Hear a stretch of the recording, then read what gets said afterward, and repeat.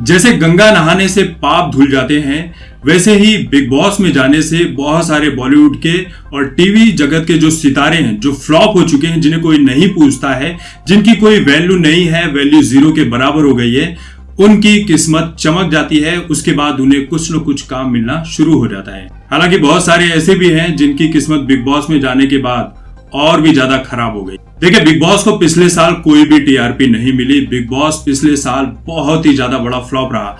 इतना बड़ा फ्लॉप था कि शायद उसकी राधे से तुलना करें तो दोनों में मारपीट हो जाए कि भाई तू फ्लॉप था या मैं फ्लॉप था, ऐसी वाली बात नजर आ जाएगी। इसलिए इस साल बिग बॉस में टीआरपी बहुत ज्यादा हो और बड़े लेवल पर हो, इसके लिए बिग बॉस में इस साल रिया चक्रवर्ती को बुलाया जा रहा है। रिया चक्रवर्ती को ऑफर किया गया है। अभी रिया चक्रवर्ती ने ऑफर एक्सेप्ट नहीं किया है, लेकिन मुझे लगता है कि वो जल्दी ही इस ऑफर को एक्सेप्ट कर लेगी, क्योंकि बिग बॉस में आने के बाद उसकी इमेज सुधरने वाली है।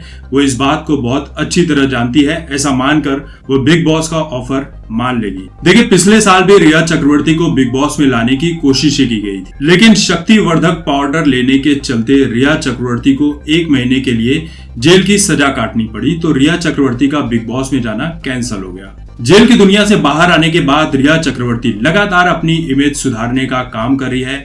रिया चक्रवर्ती की पीआर टीम एक्टिव हो चुकी है।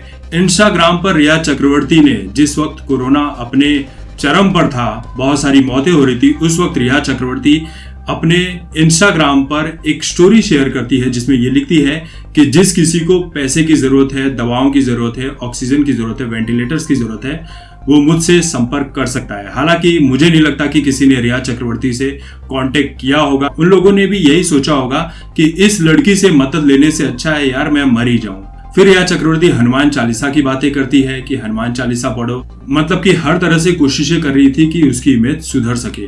फिर रिया चक्रवर्ती ने सोचा कि बॉलीवुड में तो उसे काम मिलने वाला नहीं है, तो रिया चक्रवर्ती बॉलीवुड को छोड़ के टॉलीवुड के चक्कर लगाने लगी कि वहां उसे काम मिल जाए और उसका करियर चमक जाए। लेकिन अब इसी बीच रिया चक्रवर्ती को बिग बॉस से मौका मिल चुका है।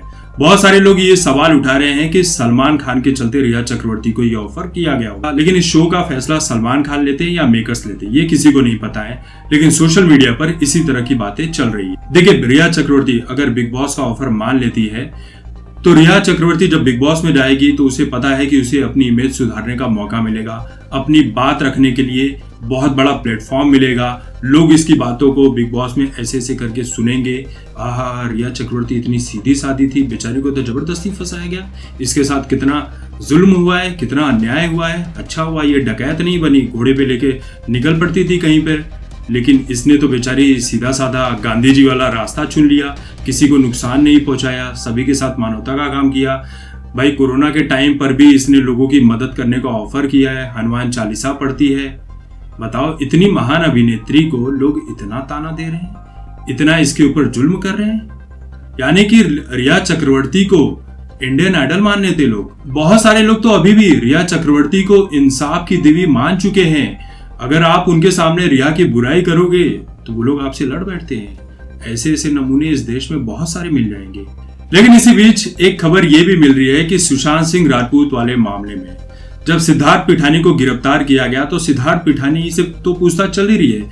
इसी बीच जो सुशांत सिंह राजपूत के नौकर थे केशव और नीरज, इन दोनों को एनसीबी ने सरकारी गवाह बनाने के लिए तैयार कर लिया। मतलब कि ये लोग रिया चक्रवर्ती के खिलाफ बयान देंगे कि रिया चक्रवर्ती ने ऐसी कौन सी बातें हैं जो एनसीबी को नहीं बताई है, सीबीआई को नहीं बताई है।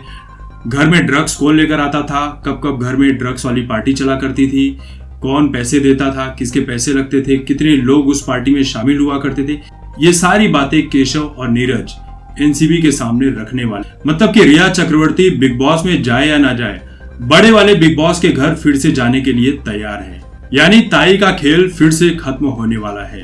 तो इस वीडियो को लेकर आपकी जो भी राय है कमेंट करके जरूर बताएं। तब तक देखते हैं आपकी बात मुकेश के साथ।